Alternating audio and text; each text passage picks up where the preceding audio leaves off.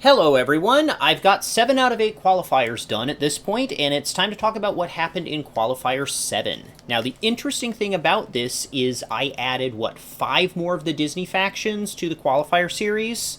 Mulan, Wreck-It Ralph, Nightmare Before Christmas, Lion King, and where's the other one? Aladdin. So I'm actually going to start out by talking about how these individual factions performed and what I think about them in the context of 1v1. So let's start with Mulan, because they had 2 decks in this qualifier and went, 2 and 6, I guess? Yeah, both of their decks went 1 and 3. Mulan does not appear to be a particularly good 1v1 deck. I think it just comes down to that much. They're a nice power counter build-up faction, but if you compare them to something like Polynesians, they don't have a lot of interactivity, they don't have a lot of movement, and that means that paired with a lot of self-synergy and a lot of steady build-up, maybe they've got cards that can put +1 counter on multiple minions or things like that. When you've got that kind of stuff, you tend to have a setup faction that builds up well. Ants needed a Titan with an extra action and a pretty broken base-breaking action in order to get to the point where you couldn't really play a control game and a timing game around the Ants power counter game, and Ants became a viable 1v1 faction. Mulan is a little bit too much on the predictable side, and it's just, you can sort of play the anti-setup game against them, and it works pretty well. There's not much else to say about it. If I had to pick an ideal partner for Mulan, I think I would want a bunch of interactive cards and a bunch of self-movement. So possibly Pirates is their perfect partner within tier? Who knows? Next up, we've got Wreck-It Ralph, and this is not the worst faction ever. Like, Wreck-It Bears, Wreck-It Voyagers, Wreck-It Incas all went out in the second round here. Let's see, do we have any Wreck-It decks making it farther? I'm not seeing Wreck-It decks making it past the second round. I think Wreck-It Ralph is maybe a little bit more viable than Mulan in 1v1, though. You do have to remember when I'm talking about these decks going out at 1 and 3 or something like that. This is 1 and 3 against A-class competition, so they're pretty good opponents. But when I look at the cards, Wreck-It Ralph seems to be a potentially powerful but inconsistent faction. And really what I'm seeing is in their minions, they have an awfully good set of top minions. Fix-It Felix Jr. can make a lucky draw where, maybe they're playing with Steampunk and they got their aggro motive in their opening hand, and then they Fix-It Felix Jr. and they get the aggro motive in extra time. He can sort of help you make your good hands better, but he doesn't necessarily do much for your bad hands, and he does a lot for your good hands.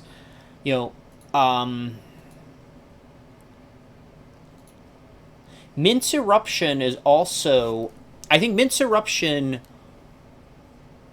deserves a special warning. If you're in a situation where an opponent is sort of maybe likely to pick Wreck-It Ralph, and they're not picking it with Steampunk, I would advise you to be very, very careful of picking anything else from Awesome Level 9000, like bears or plants. Ghosts is strong enough that maybe you pick Ghosts and don't care about it, because you really, really don't want get RNG'd by something like Mince Eruption bringing back Workshop. Workshop is very good for action on base factions. If you're playing against something like Wreck-It Inca and you inadvertently add Workshop to the base deck, it comes out and then they Mince Eruption it back, you have a very high chance of never recovering from that particular base draw. Research Lab Beacon is a very useful and cool card. I like its limiting ongoing ability. And they've got a lot of stuff that sort of feels like their top hands are going to be a lot better than their average hands. Wreck-It Ralph can, of course, magnify a lucky draw if you're playing with Steampunks or Inca or something like that. So, yeah, that's kind of my take on Ralph so far. All right, third faction, what do we see that lost a lot of? Okay, so I'd say the next one up is Aladdin. I really like Aladdin. Notice I'm not saying Aladdin is super strong, but I really like them. Nightmare Aladdin went 2 and 4, going down to the Avenging Lions in the third round. Jasmine and the Beast went 5 and 3. These are solid results, and Aladdin can do a lot of good work with their wishes. Whether they're using a wish to play 2 other cards, or they just need to get +5 out of a single card, they can often win a base with a wish in a lot of cases. They also, it's nice that they have wish as free discard fuel, because Genie can bring a wish back from discard pile to hand. It's basically always free to discard your wishes with no worries about losing them if you need them. If you need them, you can return them with Genie. So I think they've got some potential. They didn't make it through this qualifier, but they may... Let's just take a look at what are they playing with in qualifier 8. What Aladdin decks do I see in here? As you can see, I've already started it. Aladdin Warriors. That might be interesting. It might be good. Aladdin Knights. Aladdin Knights may very well make it, because adding more burst to Knights, or giving Knights a chance to play 3 minions in one turn via Wish, or 2 minions and a Grail in the same turn with Wish, I think it's going to make a lot of the Knights set up to gain VP and get stuff rolling. Wishes are going to help get through those setups in situations where maybe Knight's opponent would have a good chance to stop them from setting up. So we might see Aladdin in the championship via Knights getting them there, but Aladdin's does look like it has some viability. I think Aladdin's is probably high B in how I'd tier it, but that's better than most decks, and it's a lot of fun to play. It's also interesting to play against. So now after Aladdin, we get to the 2 successful new factions, and those are Lion King and The Nightmare Before Christmas. So Lion King, the #1 biggest takeaway to take from this is get Mufasa in your discard pile ASAP. Don't worry too much about getting the 4 power counters. I would rather discard Mufasa from my hand with Jarvis from the Shield faction than play him and sacrifice him, because that gets him in the discard pile right away. And Lion King is really, really good once Mufasa is out.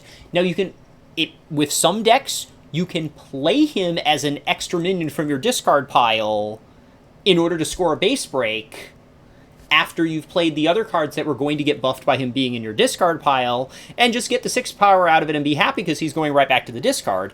Or sometimes I might find a way to play him back out of the discard pile, or even shuffle him back into my deck and play it in order to break the final base of the game. But for the most part, get Mufasa in the discard pile. He will do so much work there. I paired Lion King with Shapeshifters, and that was good enough to make it to the championship. I also paired them with Avengers, which went 5 and 3, came close. Where's the other Lion King things? Hydra Lions went 6 and 2, and is making it in as a wild card.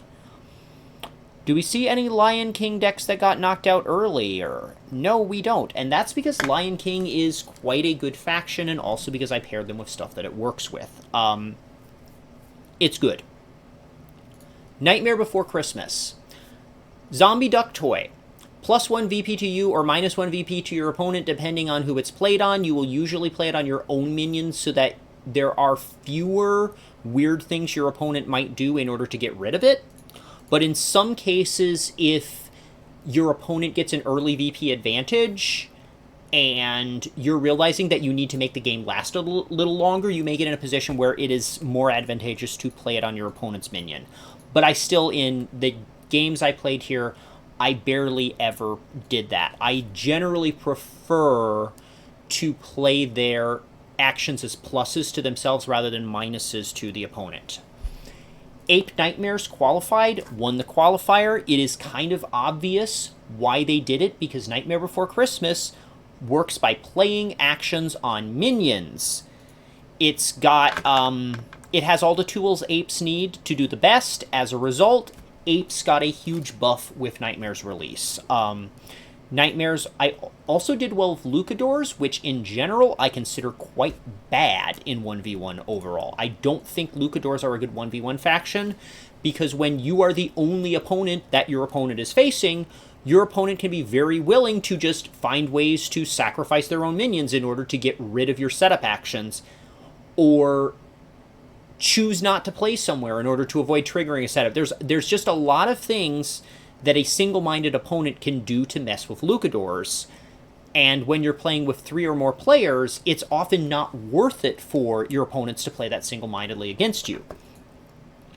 With that said, Nightmare Before Christmas combines nicely with Lucadors, and while they didn't make it through, they went 4-4, that's still a fantastic result for a Lucadors deck in a 1v1 tournament where I'm playing the decks. Polynesian Nightmares made it to the final round, did not make it through. They went 4-4. Nightmare Aladdin went out in the 3rd round going 2-4. It's not a bad deck. It just wasn't as good as the decks that won. Do we have any Nightmares decks? We did not have any Nightmares decks that failed to make it to 2-2, however. So, Nightmares did pretty well. And I think we're going to see some Nightmares decks making some noise in the championship. It's going to be interesting in seeing, like, how do they stack up against stuff like maybe Fairies messing with them via tanks, which the Nightmares did not have to face. There were no Fairies decks in Qualifier 7. And yeah, that's all of the new factions. So with that said, there were a bunch of other decks that I tried out. You can sort of see Shapeshifter Pirates turned out not to be good enough. What else doesn't involve? Ignoble Kitties. It's a good deck, but it's not a good enough deck. Inca Plants. Good deck, definitely not good enough deck. Warrior Knights was not good enough. Polynesian Werewolves was not good enough. Kaiju Inca ultimately was not good enough, but I really enjoyed playing it, and it might actually be a better deck than it looked like here. Kaiju Inca is definitely a good deck. It went 2-4 against this field. Orc Changers went out in the 3rd round. It's a deck that has potential. You'll notice these were both decided by a single victory point against a Masters of Evil deck. Masters of Evil can be really tricky that way. Cleric Dragons, not good enough, and actually they got smashed by Nightmare Orcs. Superhero Shapeshifters, it is very, very hard for a Superheroes deck to be that good in a 1v1 situation. There's just so many things that can mess with Superheroes there. Ninja Princesses, good, not good enough. And the final round stuff, Avengers MOE, it's, again, good, not good enough. I can sort of say the same things for a lot of these decks. Zombie Musketeers was a lot of fun to play. It's nice having a Zombies deck where you actually want to play Lend a Hand, because you really want to get back the Musketeer cantrips. The big limiting factor on Musketeers is being able to draw your combos and then draw them again and not run out of big power cards in your deck. Not big power cards, big power daisy chains in your deck. And the Zombies can help with that by returning Musketeers' actions to hand, shuffling Musketeers' actions back into their deck. All of that is useful. Good deck, not good enough. Good deck, not good enough. Yeah. So, yeah. Let's talk about the decks that actually made it through. Ape Nightmares, Teddy Wizards, and the Shape-Shifting Lion King all won all of their games against everything other than each other. The only games they lost were that Lion Shifter King played both of the 7-1 decks and drew them. That's it. Those 3 decks, the top 3, the winners, win a combined 16-0 against everything else in this qualifier. 4th place finisher of Hydra Lions lost to, I believe, Ape Nightmares. Was it? Yeah, Ape Nightmares in the 2nd round. They went 6-0 against the rest of the field. Ninja Knights, lesser set of opponents they faced overall. They still went 6-2. I think it was 2 draws and 2 wins. So, where did these decks finish in the overall qualifier? By the way, I added the pre-seeded decks here that were decks that had done well enough that they are definitely in the championship without having to play the qualifiers. This way you can actually see this. So what do we have? Ape Nightmares are second out of the decks that had to qualify so far, behind only Mages, Beauty, and the Beast. And this is because they played a tremendous strength of schedule and only lost one game. Teddy Wizards is also quite up there. It's extremely aggressive. It's extremely rushy. This is the deck that might get Wizards T their A-class ratings. My requirement for getting a rating on my tier list is 2 decks reaching a certain performance qualifier, not just 1. Wizard Hydra is seeded second in the Class A championship. Teddy Wizards gives Wizard the second deck that might make it far enough to get Wizards a decent rating within A tier. And then here's the Lion Shifter Kings. Second top finisher of the 6 and 2 decks by their strength of schedule. They're doing quite well. Hydra wildcard option. Hydra Lions finishing 4th. It's by percentage points ahead of any other deck that did not manage to be an outright winner, because 14-12 is just a little bit better than 15-13 for a strength of schedule, and Ninja Knights was the last one. I threw Ninjas in with Knights because Knights had some very bad experiences against Polynesians. Problem with the Polynesian Explorers when you're playing the Knights is the Polynesian Explorers will choose not to play extra bases. Instead, they stick a Moai everywhere, and you can't activate your things that activate off of movement because you can't move your stuff. Well, ninjas are very, very good at killing 3-power minions, and they have some ways to kill bigger ones as well. So they deal with the Polynesians' big power stacks effectively, and they also make sure that Moais die and stay dead, so the Knights can do their thing. And that, I believe Ninja Knights played 2 different Polynesian decks. They played the Polynesian Nightmares. They played, where are they in the previous? They played, Lucador Nightmares is not a Polynesian deck, but they played the Wreck-It Voyagers in the second round as well, and they were able to go a combined 4-0 against Polynesians decks that were trying to counter the Knights the entire time, that normally counter the Knights, but Ninjas covered the Knights' butt. So that's why that particular combination. So with that said, I've got the final qualifier coming up here. I also, when I get done with the qualifier, I want to do a video where I go through how my faction ratings are changing based on everything that's happened in this qualifier season. Once I get done with this final qualifier, I get to finally fill out the decks in the championship with the rest of them. It might be 44. I might end up adding more slots than 44 to get in more wild cards. Because what I can tell you is there's going to be a total of 18 decks that are automatically qualified by finishing top 2 in one of the first 6 qualifiers, or top 3 in 7 or 8. That makes 34 decks, and then I definitely am going to take all of the 6 and 2 wildcard options, and a lot of these lower finishing 5 and 3 decks are decks that I really want to play again. So I'm going to kind of be inclined to expand the field to include them. I will definitely include or leave out decks in order. So if, no matter how much I enjoy Elf Sharks, Elf Sharks might get a nod if there has to be exactly one left, because Elf Sharks made this 5 and 3 record before Sharks got their Titan. So with that, let's talk about what the new stuff is that's in Qualifier 8, that we're going to see how it does. We have Granny's Titan. I've played it with Big Hero 6. We also have Big Hero 6 coming in. I don't think I want to make too much of a guess about how good Big Hero 6 will be, because I've only played it in a couple games. Granny's seems interesting. I can't tell how consistent they are, but they definitely have very good top end. There are some situations where you can get stuck with a big minion on the bottom of your deck and no matriarch, or stuck with a couple actions on the bottom of your deck and you're trying to get minions there and you can't get minions there, and that can sort of lower their potential. But I think that was kind of good, because the problem Grannies had before was they were super, super consistent, and the problem is none of their plays were good enough to do anything. So I'd rather have them get a little less consistent than they used to be. I'm playing a lot more Kung Fu in this particular final qualifier, because I felt like, looking at what I'm looking at, I think I also threw in, I know I threw in one more Trickster deck. Yeah, there's a couple more Trickster decks too. I just started looking at this and going,